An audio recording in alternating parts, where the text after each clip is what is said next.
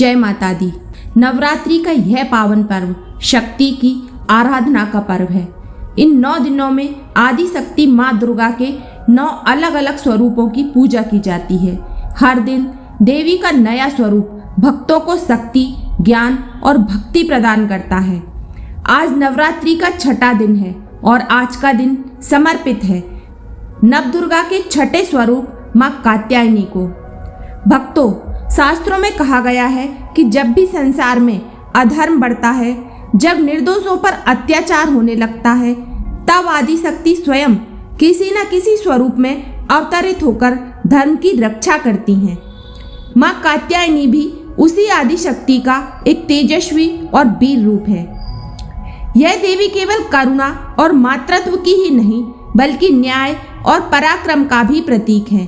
कहा जाता है कि जो भी भक्त सच्चे मन से माँ कात्यायनी की पूजा करता है, उसके जीवन से भय समाप्त हो जाता है। उसके भीतर साहस, आत्मविश्वास और सकारात्मक ऊर्जा का संचार होने लगता है। माँ कात्यायनी विशेष रूप से उन भक्तों की सहायता करती हैं जो जीवन में संघर्षों से घिरे होते हैं। इसलिए नवरात्रि के 6ठे दिन उनकी पूजा का विशेष महत्व बताया गया है। भक्तों, आज मैं आपको माँ कात्यायनी की एक अत्यंत पवित्र और भावपूर्ण कथा सुनाने जा रही हूँ। यह कथा केवल एक कहानी नहीं है। यह कथा हमें सिखाती है कि जब मनुष्य का विश्वास सच्चा होता है, तब देवी स्वयं उसकी सहायता के लिए आगे आती हैं। कहा जाता है कि जहाँ श्रद्धा से देवी की कथा सुनी जाती है, वहाँ देवी का आशीर्वाद अवश्य बरसता है। इसलिए इस कथा को शांत मन से और पूरे विश्वास के साथ पूरी सुनिए। भक्तों, प्राचीन काल की बात है। उस समय पृथ्वी पर एक अत्यंत शक्तिशाली असुर का आतंक छाया हुआ था। उस असुर का नाम था महिषासुर। महिषासुर अत्यंत बलवान था और उसने कठोर तपस्या करके ब्रह्मा जी से वरदान प्राप्त कर लिया था। उस वरदान के कारण उसे देवता भी पराजित नहीं कर सकते थे। धीरे धीरे महिषासुर का अहंकार बढ़ने लगा। उसने देवताओं पर आक्रमण कर दिया।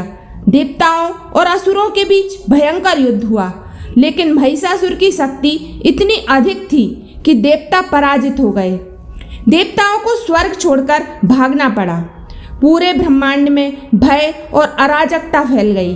तब सभी देवता भगवान शिव, भगवान विष्णु और ब्रह्मा जी के पास पहुँचे। देवताओं ने प्रार्थना की, हे प्रभु, हमें इस अत्याचारी असुर से बचाइए। तब इन तीनों देवताओं के तेज से एक दिव्य प्रकाश प्रकट हुआ। वह प्रकाश धीरे धीरे एक देवी के रूप में परिवर्तित हो गया। उस देवी के शरीर से इतना तेज निकल रहा था कि पूरा आकाश प्रकाशित हो गया। देवताओं ने अपने अपने अस्त्र उस देवी को अर्पित किए। भगवान शिव ने त्रिशूल दिया, भगवान विष्णु ने अपना चक्र दिया, इंद्र ने वज्र दिया और उस दिव्य शक्ति ने सिंह पर आरूढ़ होकर महिषासुर के साथ युद्ध किया। इसी दिव्य शक्ति को बाद में माँ कात्यायनी के रूप में पूजा गया। अब मैं आपको एक ऐसी कथा सुनाने जा रही हूँ जिसमें माँ कात्यायनी की कृपा का अद्भुत उदाहरण मिलता है। प्राचीन काल में एक बहुत ही समृद्ध और शक्तिशाली राज्य था जिसका नाम विजयपुर था। उस राज्य के राजा का नाम धर्मकेतु था।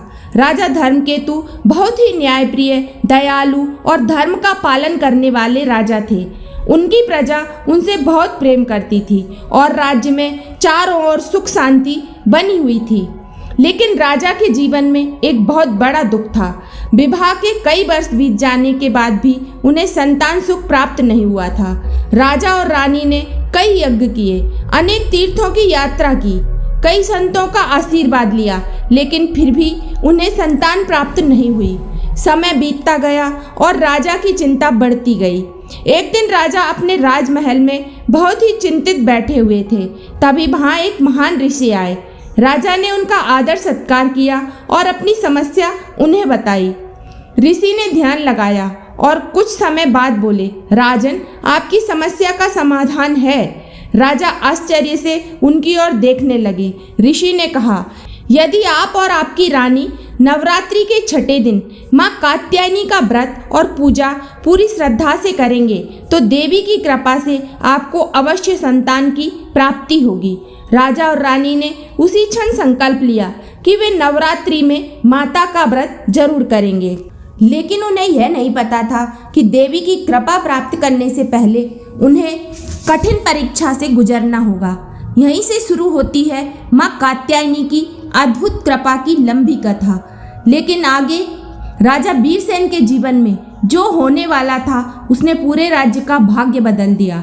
जब उस महान ऋषि ने राजा वीरसेन को यह बताया कि नवरात्रि के छठे दिन माँ कात्यायनी का व्रत करने से उनकी मनोकामना पूर्ण हो सकती है, तब राजा के मन में एक नई आशा जाग उठी।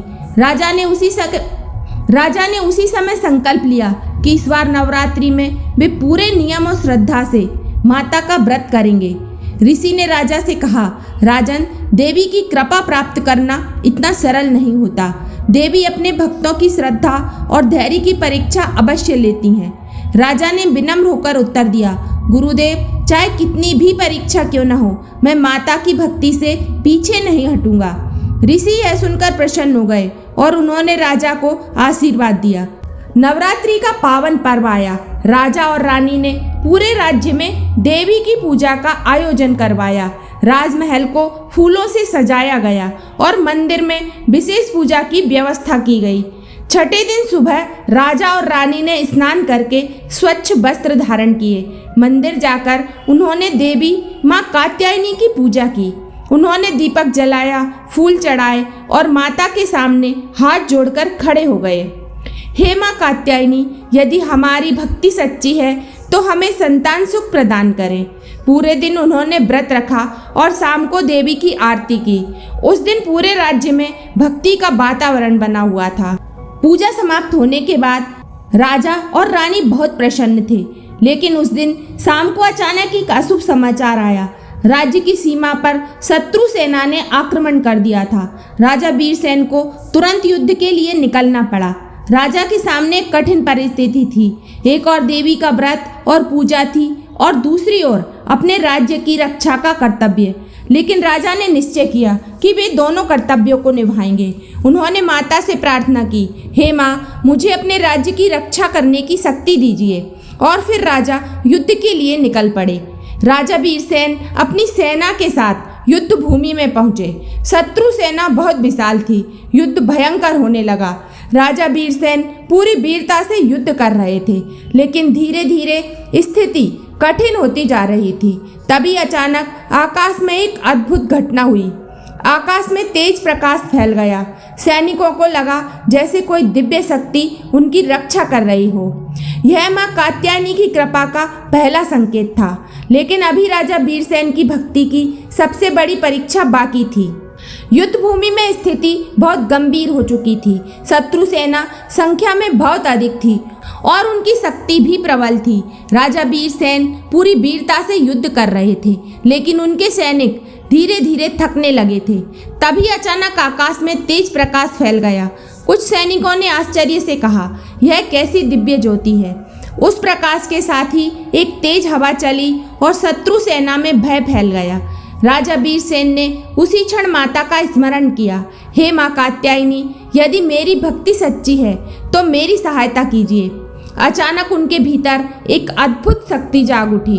उन्होंने पूरे साहस के साथ युद्ध किया और थोड़ी ही देर में शत्रु सेना पराजित होकर भागने लगी।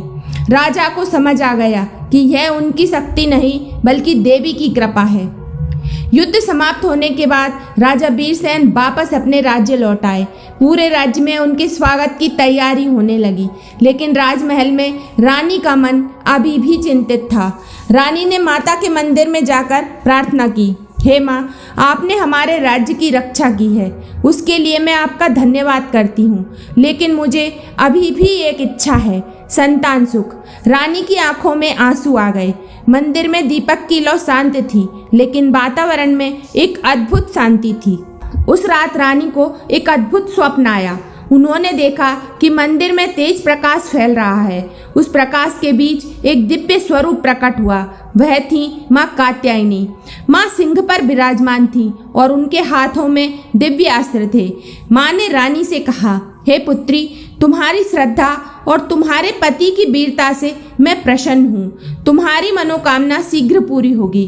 रानी ने स्वप्न में ही माता के चरणों में प्रणाम किया। अगली सुबह जब रानी जागी तो उनका मन बहुत प्रसन्न था। उन्होंने वह स्वप्न राजा वीरसेन को बताया।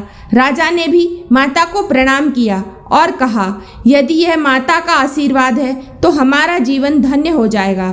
कुछ समय बाद पूरे राजमहल में एक खुशखबरी फैल गई। रानी गर्भवती थी। राज्य में उत्सव का वातावरण बन गया। 9 महीने बाद राजमहल में एक सुंदर और तेजस्वी पुत्र का जन्म हुआ। पूरे राज्य में आनंद की लहर दौड़ गई। राजा वीरसेन ने पूरे राज्य में दान और उत्सव करवाया। मंदिरों में भजन और कीर्तन होने लगे।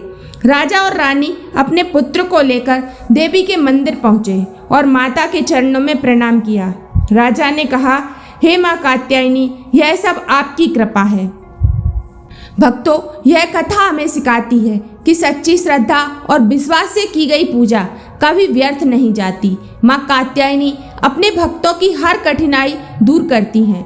जो भी भक्त नवरात्रि के छठे दिन माता का व्रत और पूजा करता है, उनकी मनोकामनाएं अवश्य पूर्ण होती हैं। माता अपने भक्तों को साहस, सुख और समृद्धि प्रदान करती हैं। इसलिए नवरात्रि के छठे दिन माता कात्यायनी की पूजा अवश्य करनी चाहिए। अंत में सब मिलकर बोलें, जय माँ कात्यायनी। यदि यह कथा आपको अच्छी लगी हो तो वीडियो को लाइक करें, चैनल को सब्सक्राइब करें और कमेंट में लिखें, जय माँ कात्यायनी। हर हर महादेव।